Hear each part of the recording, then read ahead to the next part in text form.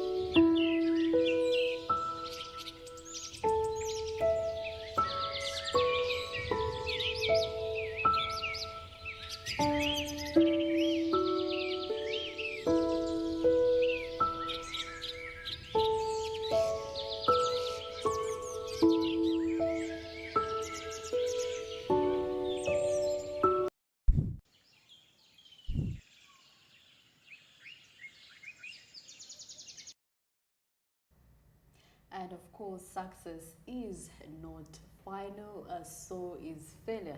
Failure is not fatal, but what is actually courageous is being able to continue. Okay, once you have, success is not the ultimate end of it. You have to be able to thrive in that success. Okay, most people believe like, oh, since I've got the job I wanted, that's it. No.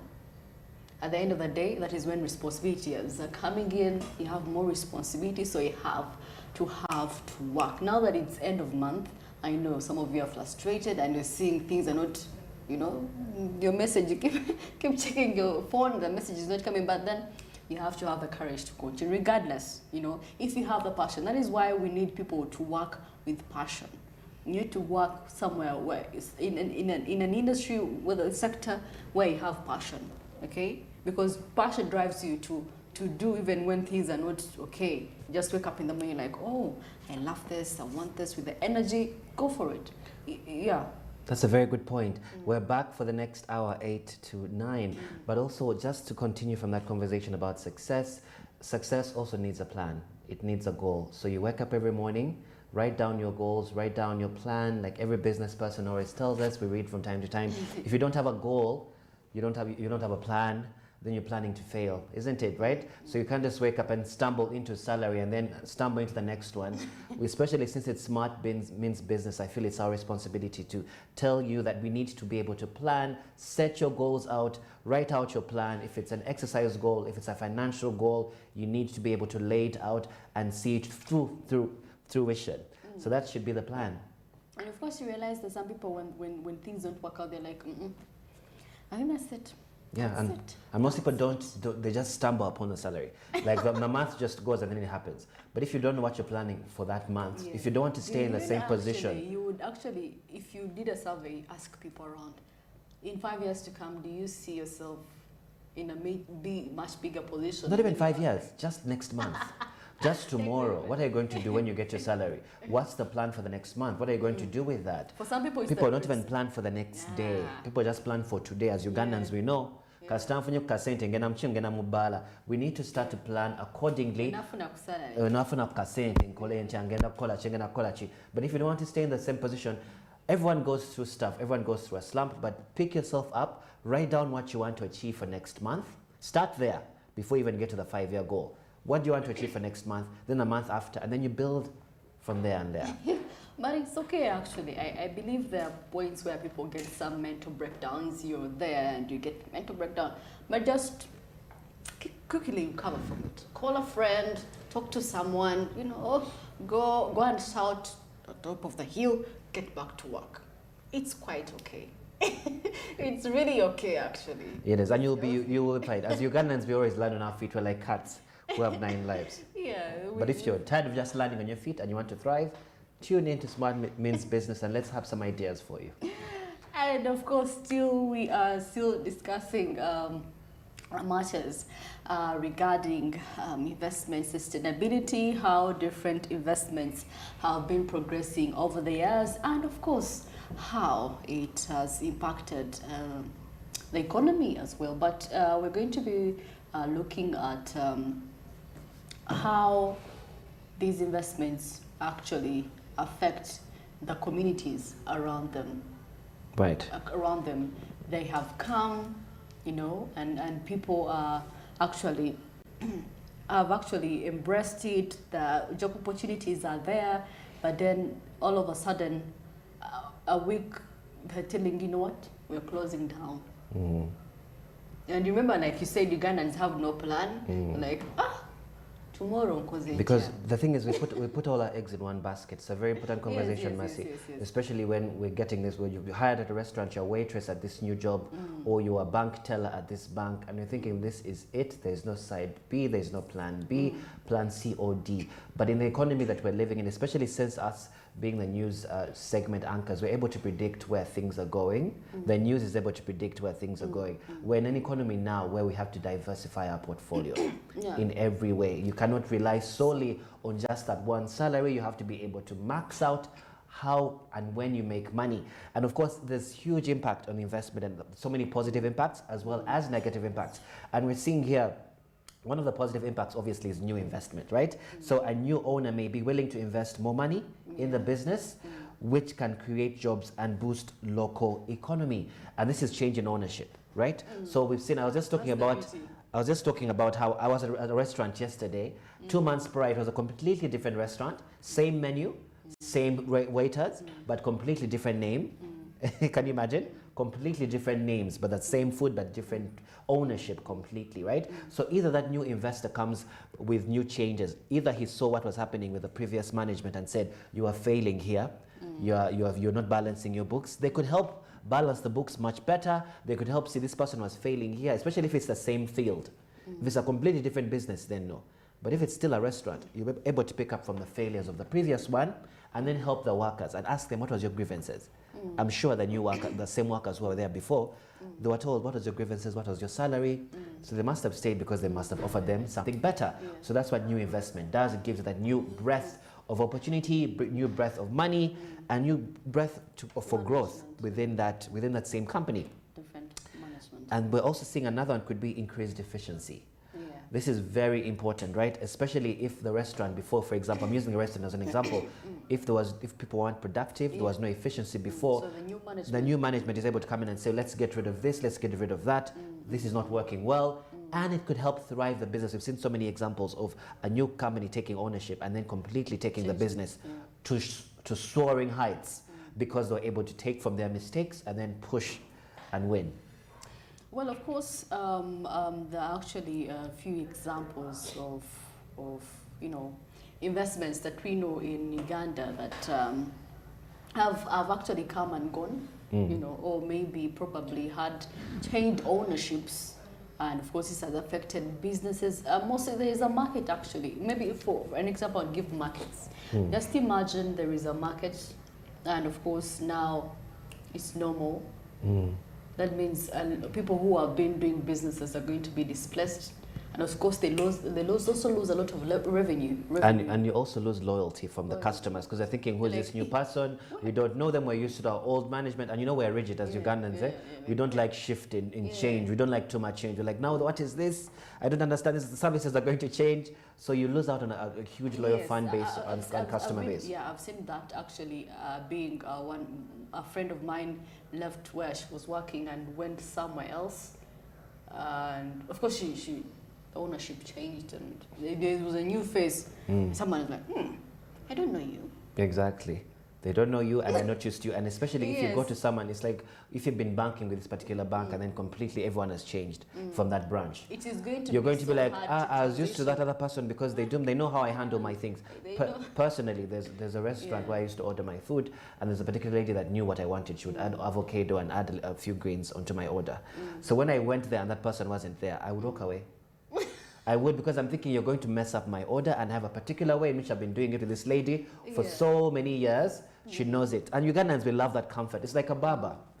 When there's a new salon, especially for men, I don't know about the ladies, but for men out there, you understand when a barber shop changes management and ownership, right? The same barber who was cutting your hair nicely, he knows all the corners of your head, he knows the kakonkoni, he knows the side, and then all of a sudden the barber changes and it's still the same place, and then you come the next day without knowing.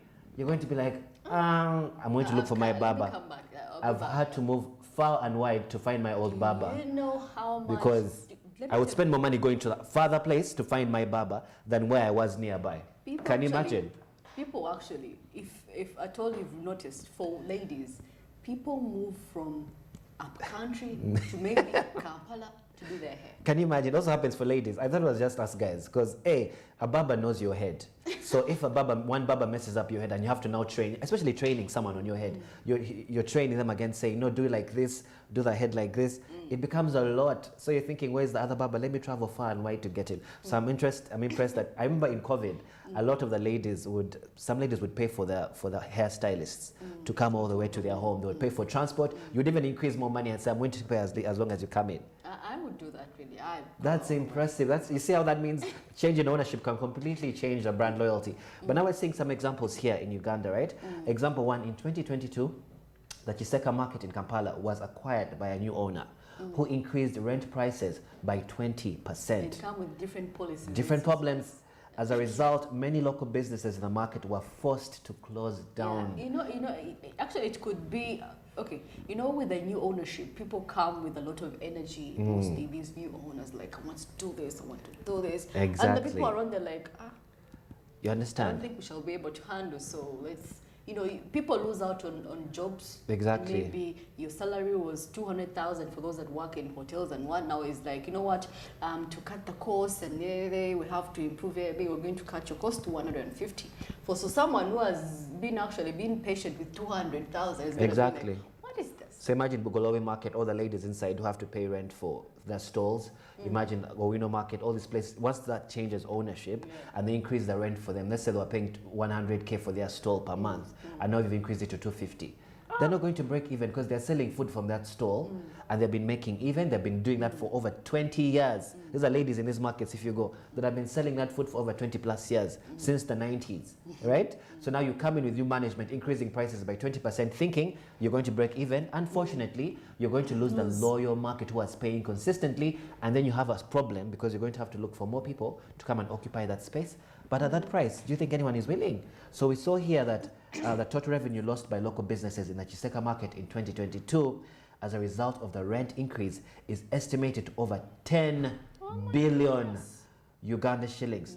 Approximately 2.8 million US dollars was lost just because of a decision that was made by new ownership to increase 20%. If it's not broke, if it's not broke, don't try and fix it. You see, by the way, 20% is a higher price for someone who knows people.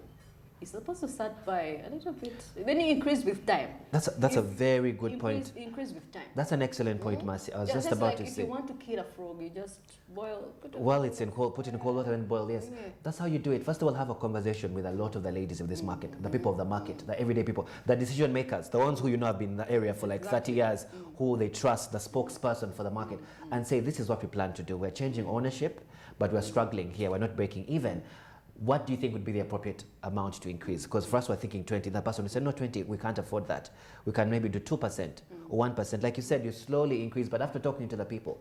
But if you come and just bombard them and say 20% or leave, people will have no choice but to leave. People will leave, actually. You find yourself alone. Alone. And look at how much money was lost, over 2.8 million US dollars. But had he left it at maybe a 2%, 5% increase, he might have lost maybe 500 million, but not 2.8 million, because they're a huge loss. At least if it increased by 10, but 20% was ridiculous.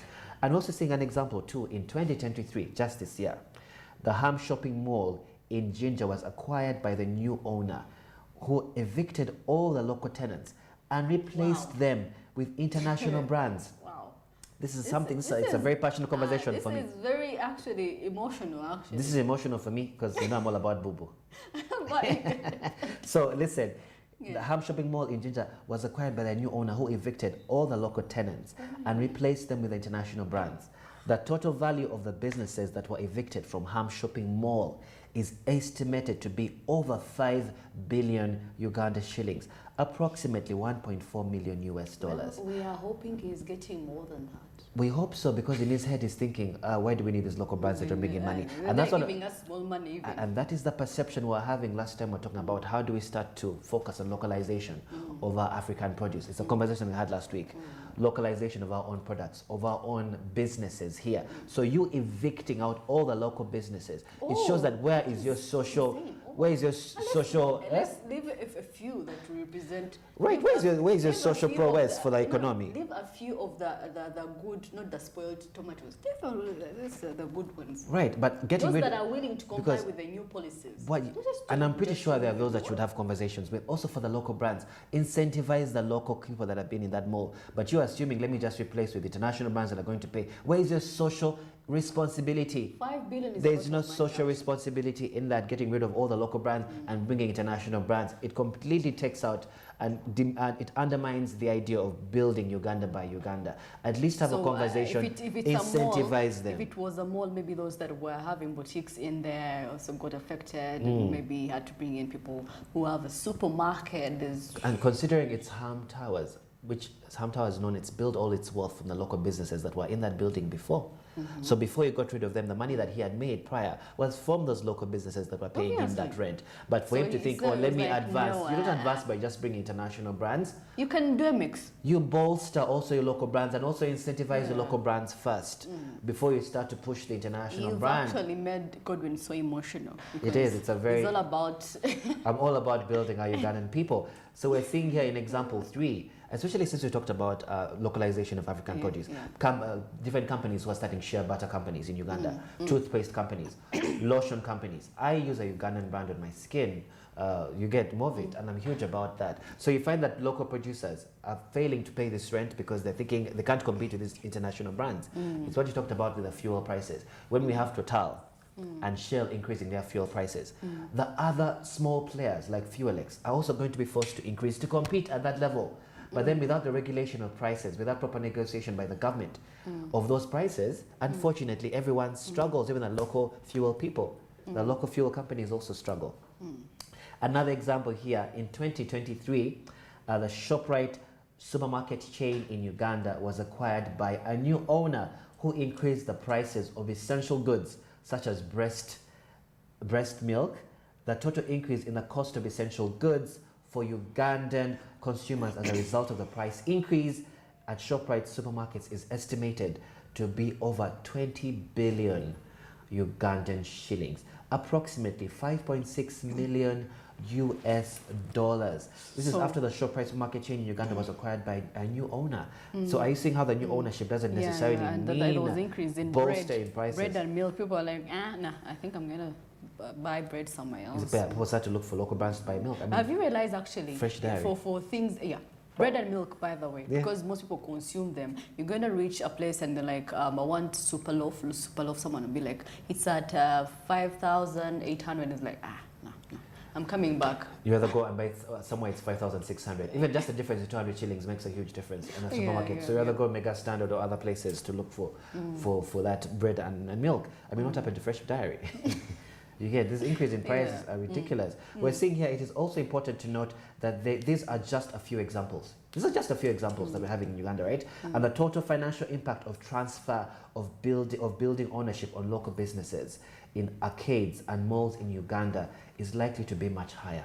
So this is just what we've accounted for today, and this accounts for over $10+ million from just these 3 examples in loss because of change in ownership. This is almost 35 billion that you have. Just imagine those small examples of the small investments, the different hotels. And this is just 3 major examples. We're looking at over $10+ million in loss. Do you know actually because of transfer of ownership? Pearl of Africa is going to be sold at 600 billion. That is incredibly high. Yeah? But it's high. Someone would come and actually buy it, and we don't know what will become of it. Yeah, and we're seeing here another huge negative impact is the job loss. Obviously. So obviously people are going to be let go of, as we talked about here. You've seen how this guy tossed out all the local people, and then they have to find other places to be able to thrive. And yet probably in Ham Towers, just everyone knowing Ham, they were thriving, The customer base, someone, and maybe you could have shifted far, and someone's like, I don't think I can come. And also you lose your loyal customers because you're getting a bougie, high corporate type of customer for the international brands, which is not so much. And we have to be careful because you have to look at the wealth gap in Uganda and the wealth disparity, especially between the different, the 1%, the 2%, the middle market, to the everyday market, to the low market income earners, to the high income earners. It's different. You have to look at your target audience. So I guess Ham was trying to change his target audience from a particular market to a higher class market, and I do not know if that is working particularly in his favor. We should look into that. But another big impact, of course, is reduced investment. We see a new owner may be less interested in investing in the business, which could lead to a decline in the quality and loss of a market share. This can hurt the business and the community, right? So if there's less investment, let's say if someone took on Airtel and was thinking we're not going to invest in as much, there'll be less market share. The reason why Airtel keeps increasing, why MTN keeps increasing, is because they keep increasing their investment, hence the increased market share in the business, which hence it means more opportunities, more jobs, and more economic growth. Well, of course, it's 26 minutes past 8 a.m. and of course you now know what is happening in our country, Uganda. So if you're there and you're seeing changes, your management is like, try to look for a way out, scatter before before anything. But anyway, for those that are new owners, now that we've given you, this could be an enlightenment. Just don't push people so hard sometimes. You have to understand that, because at the end of the day, this new owner is going to come and is like, I have my money, I don't need this, I have my own staff. You need the people that have been there to direct these ones that are coming in. Maybe you could toss them after a year or 6 months. Yes, the ownership doesn't have to come with drastic measures, and I think that's one of the lessons. One of the lessons we have to learn here. The drastic measures is what's negatively impacting these businesses and causing such huge loss, as we've seen in all these examples with Kiseka Market, Wilhelm Towers, ShopRite. We've seen the huge loss that happened. So what can we do to avoid being so drastic with this change? Well, don't forget the markets on Zabu are already open. 8:15 a.m. is when they open their doors. So go straight right now. Just dial *292#. And of course, that is the SST code. And today is Wednesday. My mind is still stuck on Monday. But anyway, Monday to Friday, those are the working days. So you can invest as low as 15,000 again in shillings, learn about the product. You can go straight to the bonds. But of course, like I said, investment is 15,000 Uganda shillings. That's the lowest you can go for. So Monday to Friday, 8:15 a.m. to 3:15 p.m. is their working time. So Zabu, except for public holidays and weekend, Zabu is fully operational. So Zabu says your money, your future, and they're powered by Otex East Africa, telling you to do something new. It's 2023. And of course, right about now, we're going for a short breather, but coming up is sports, business, and entertainment. Stick around.